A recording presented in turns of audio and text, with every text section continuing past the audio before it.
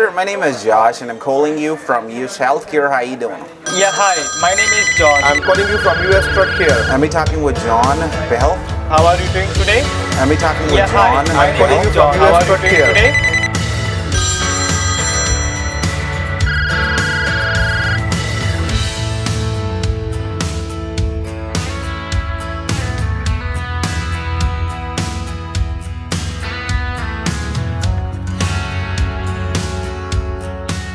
अस्सलाम वालेकुम। प्रोग्राम कारोबार के साथ मैं हूं सुहेल ताज और आज हम आपको बताएंगे कि कॉल सेंटर का कारोबार कैसे शुरू किया जा सकता है, इसके लिए कितना सरमाया चाहिए, कौन इसे कर सकता है और कौन इससे मैक्सिमम बेनिफिट ले सकता है।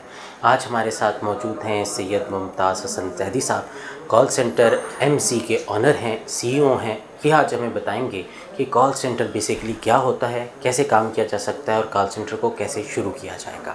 बहुत शुक्रिया मुमताज़ साहब, आज आपने एपीपी को वक्त दिया। आपका भी बहुत बहुत शुक्रिया। You are very welcome. आप प्लीज़। अच्छा, कॉल सेंटर्स एक तो वो होता है जो हम एक आम आदमी कॉल करता है किसी हेल्पलाइन पे, उस कॉल सेंटर में इनबाउंड में और आउटबाउंड में क्या फ़र्क है बेसिकली? एक्चुअली अगर आप डिटेल में जाएं तो ये खासी मल्टीपल इसमें चीज़ें इन्वॉल्व होती हैं। इसको हम सिंप्लीफाई इस तरह कर लेते हैं कि जो इनबाउंड होता है उसमें जो कस्टमर है वो कॉल करता है और एजेंट रिसीव करता है, और जो आउटबाउंड होता है उसमें एजेंट कॉल करता है और कस्टमर रिसीव करता है। तो अगर पूरी डिटेल को मैं सिंप्लीफाई कर दूं तो this is the main difference between them. Pakistan में अगर कारोबार शुरू किया जाए तो आउटबाउंड कॉल सेंटर का, यानी कॉल करने वाला जो कॉल सेंटर है, उसका रुझान ज़्यादा नज़र आता है। कौन ऐसा फ़र्द है जो कॉल सेंटर को स्टार्ट कर सकता है? इसमें मेरी ज़ाती राय ये है कि सिर्फ एक पर्टिकुलरली कॉल सेंटर के हवाले से ही नहीं, ओवरऑल भी मैं ये समझता हूँ कि अगर आपने कोई भी बिज़नेस स्टार्ट करना है तो सबसे पहले आपको ग्रॉस रूट लेवल के ऊपर खुद चीज़ों का पता होना चाहिए। तो जिन जिन लोगों का भी अगर प्लान है कॉल सेंटर स्टार्ट करने का, तो पहला टूल तो ये है कि they should have to know right from the start agent level से हाउ थिंग्स गो, किस तरह से काम चलता है। फिर जो टोटल आपका सेटअप है, it is not very simple. Unfortunately हमें इस तरह से कंसिडर किया जाता है कि यार बस ठीक है, एक पार्ट टाइम काम है, बट बिलीव मी ये ऐसा नहीं है। ये इंतहाई प्रोफेशनल काम है और न्यू कमर्स को मैं यही सजेस्ट करूँगा कि एटलीस्ट नीचे से पहले वो इन्फॉर्मेशन इकट्ठी करें, थोड़ा सा एक्सपीरियंस लें और फिर अपनी इन्वेस्टमेंट की तरफ जाएँ। अच्छा, एक शख्स ने डिसीजन ले लिया कि उसने कॉल सेंटर शुरू करना है। पहला स्टेप उसने कंप्यूटर्स और टेक्निकल चीज़ों को अरेंज करना होगा। वो क्या चीज़ें होंगी जो वो अरेंज करेगा? मेजरली तो जो आईटी से रिलेटेड चीज़ें हैं, मैं आपको बताऊं, वो कोई इतने बड़ा मसला नहीं है। ठीक है, लैपटॉप जहां तक आप बात करें, सिंपल लैपटॉप से काम चलता है। इवन आप i3 या i5 आपके पास ना भी हो, ये कोर टू ड्यू के ऊपर भी, क्योंकि सारा लोड आपके मेन सर्वर पे होता है जहाँ से आपकी डायलिंग वगैरह चल रही होती है।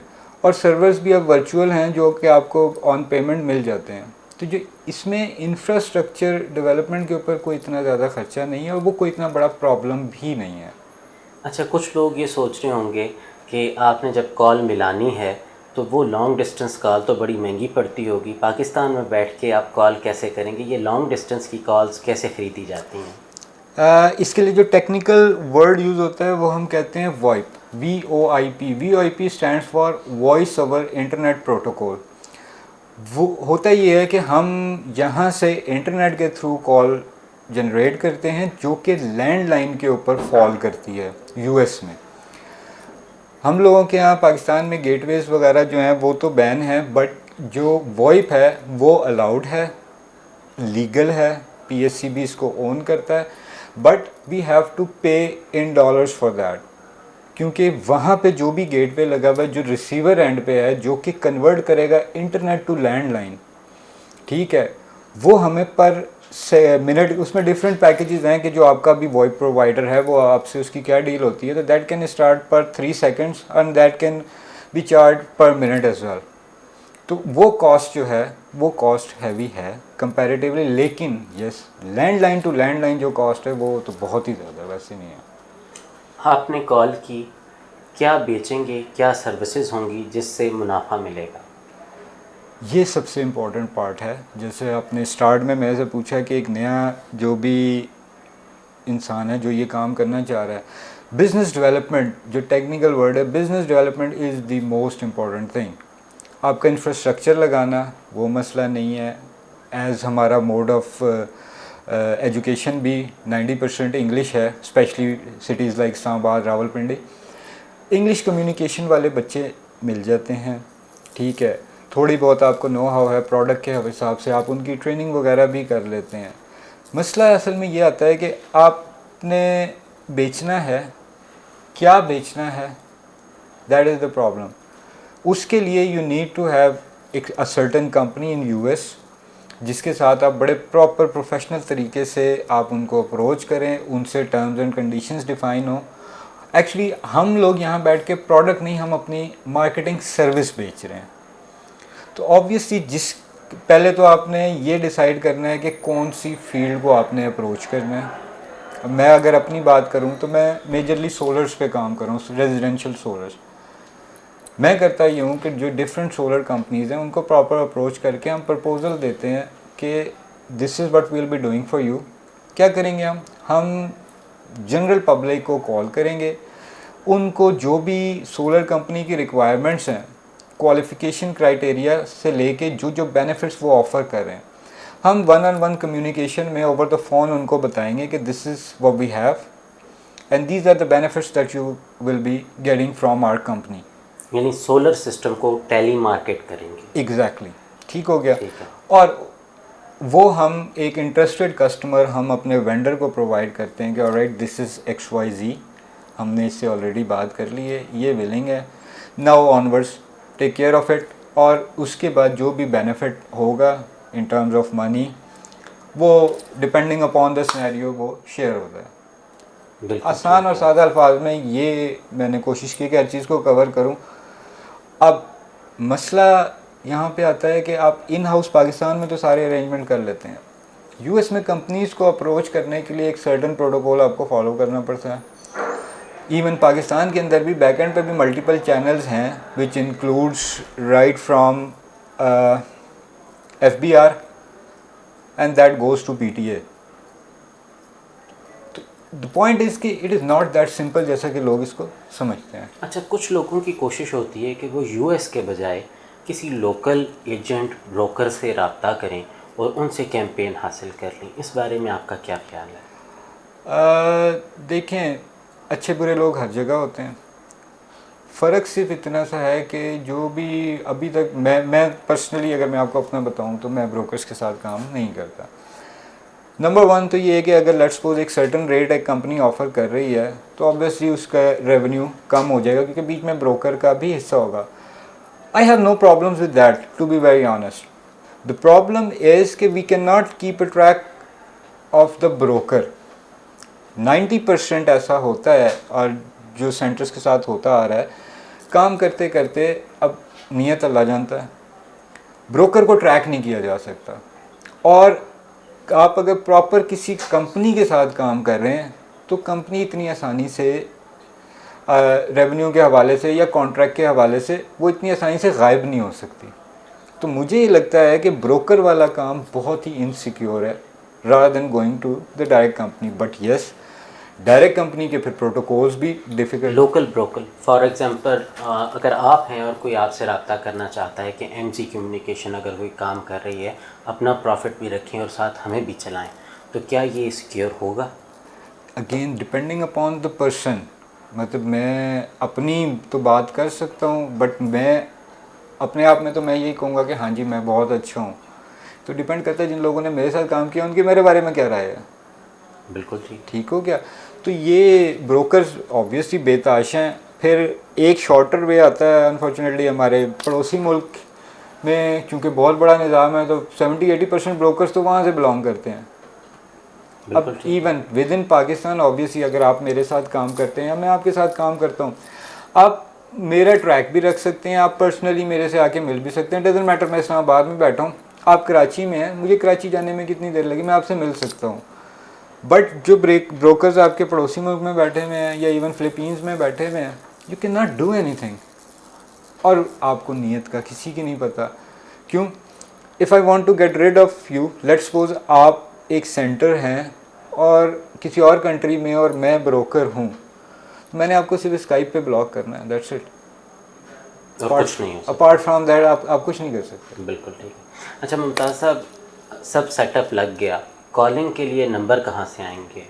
वो हमें परचेज़ करना पड़ता है। जिस तरह से हमारे पास, अगर आई डोंट नो आपको याद हो, अब तो ये ट्रेंड नहीं रहा, PTCL की टेलीफोन डायरेक्टरी एक रिलीज़ होती थी हर साल, इतनी मोटी, बिल्कुल। जिसमें नेम, एड्रेस, नंबर होते थे।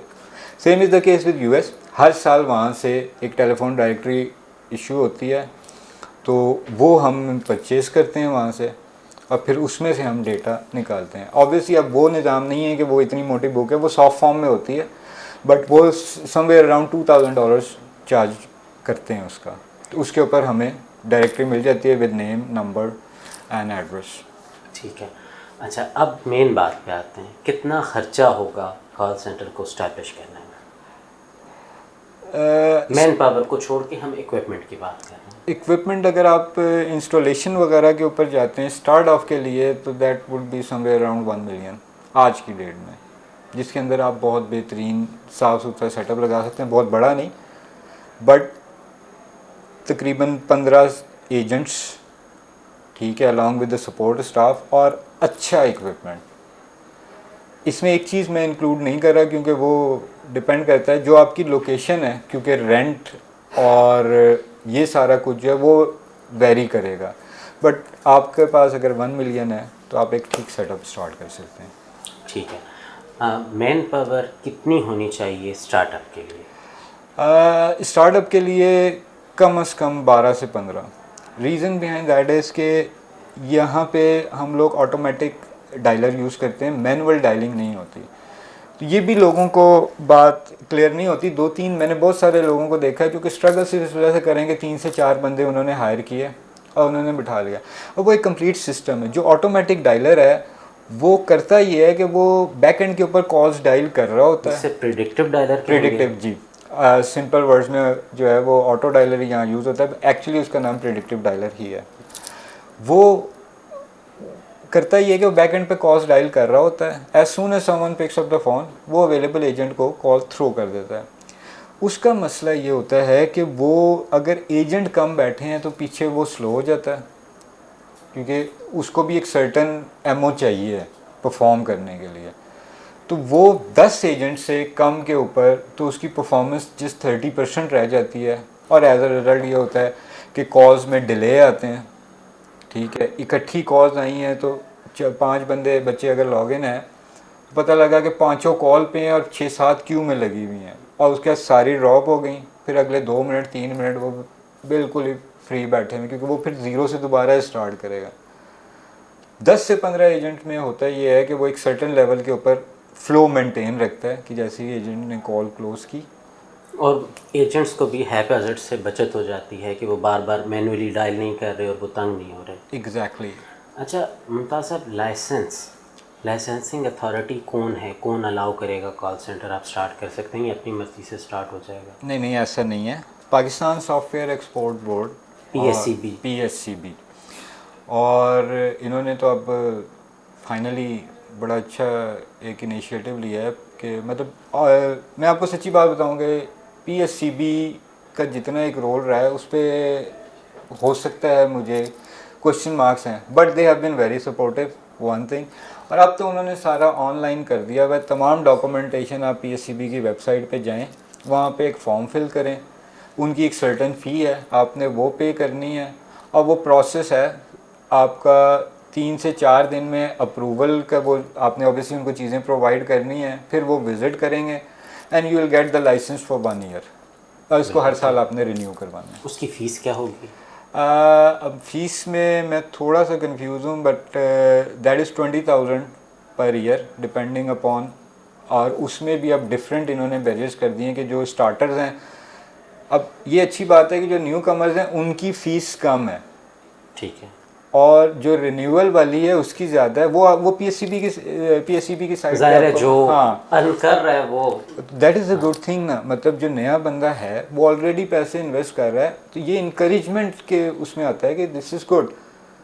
तो बाकी सब कुछ जो है वो बहुत ईजिली अवेलेबल है, pscb.org इनकी वेबसाइट है, वहाँ पे आपको कंप्लीट डिटेल्स मिलेंगी। कॉल सेंटर का सेटअप लग गया, बात हो गई किसी कैंपेन के लिए, किसी भी कंपनी से बात हो गई, सारा कुछ सेट हो गया, कितना इंतज़ार करना है कि वो सक्सेसफुल हो जाए? ज़ाहिर है कुछ बंदे हायर होंगे, वो काम करना शुरू करेंगे, फौरी तौर पर तो मुनाफा नहीं आएगा, वो क्या ड्यूरेशन है, कितने पैसे जहन में रखने हैं कि वो ड्यूरेशन गुजर जाए? देखें, it depends on how professional your team is, number one, how experience they are. अच्छा प्रोफेशनल होना और हाईली एक्सपीरियंस्ड होना भी दो अलग अलग चीज़ें हैं, ठीक हो गया। दूसरा, मुझे ये लगता है कि अगर कोई भी नया बंदा स्टार्ट कर रहा है तो एटलीस्ट उसके पास 3 महीने का फाइनेंशियल बैकअप होना चाहिए, ठीक है, अप फ्रंट कॉस्ट नहीं, 3 महीने का रेंट, बिल्स और जो बच्चे हायर किए हुए उनकी सैलरीज, ठीक है, दैट वुड बी इट। अब 3 महीने के बाद जो रिवॉर्ड होगा वो क्या होगा, पर मंथ कितना कमाया जा सकता है? जाहिर है डिपेंड करता है कि कैसी कैंपेन। एग्जैक्टली बात ये है कि इसमें भी बहुत सारे फैक्टर्स इन्वॉल्व हो जाते हैं, competency of the team, management और मेजरली आउटपुट, क्योंकि सेल्स जॉब है ना, it can be as much as 100% and it can be as low as 0%. अब कोई hard end, but if you think that you are earning somewhere around 25 to 30% in the first 3 to 4 months, that's okay as far as new starters, newcomers are concerned. कुछ hard amount बताएंगे कितनी बनती है? नहीं, ये मैं प्रेडिक्ट नहीं कर सकता। इसकी वजह ये है कि इसमें बहुत सारे फैक्टर्स इन्वॉल्व हैं, ठीक है, पे आउट से लेके आपके सपोर्ट की परफॉर्मेंस, आपके रेवेन्यू जनरेटर जितने बैठे हैं उनकी परफॉर्मेंस, आपका ट्रेनिंग और आपके एक्सपेंसेस भी। बट यस, अगर आप 1 मिलियन लगाते हैं तो विद इन 3 मंथ्स जो स्टैंडर्ड हमारे बिजनेसेस लोग रन कर रहे हैं और जो उनके प्रॉफिट के पैरामीटर्स हैं, this is for sure, this is better than them. ये मैं आपको गारंटी से कह सकता हूँ, उससे अच्छा मिलेगा जी, और एटलीस्ट डबल, ये मैं आपको कह सकता हूँ, फिगर मैं कोट नहीं कर सकता। यानी कि अच्छी चीज़ है। अच्छा, एक आखिरी सवाल ये बताएं कि इसको कुछ लोग बिज़नेस के तौर पे लेते हैं, कुछ लोग ये कहते हैं कि यार अगर हम कॉल सेंटर बनाएंगे, चला तो चला, ना चला तो ना सही। कितना कंसिस्टेंट है, कितना रिलायबल है, कितना लॉन्ग टर्म है? मैं इस इंडस्ट्री में 2007 में आया था एज एन एजेंट और 2020 आ गया। मैंने कोई और काम नहीं किया, जॉब से स्टार्ट किया, agent, senior agent, team lead, floor manager, centre manager and then CEO. It took somewhere around 13 years till now. अब आप मुझे बताएं कि आप कंसिस्टेंसी को किस तरह डिफ़ाइन करेंगे। मैंने कुछ नहीं किया इसके अलावा। जब से मैं, yes, keep this thing in mind कि मैं जब यहाँ आया था, I was on a menagerie post in FMCG, fast moving consumer good जिसको होते हैं, जिसको आप बोलते हैं, मिनरल वाटर की कंपनी थी और मैंने 2003 में जॉब स्टार्ट की थी। मैं 5 साल वहाँ काम करके मैनेजरी पोस्ट पे पहुँच के और एज एन एजेंट ये इंडस्ट्री ज्वाइन की है। इसको आपने अपना करियर समझा, इसको अपना फ्यूचर समझा। एक चीज़ मुमताज़ साहब जो हमसे मिस हो गई कि जो लोग हम रखेंगे अंग्रेज़ी बोलने वाले, उनको तनख्वाह कितनी देनी होगी?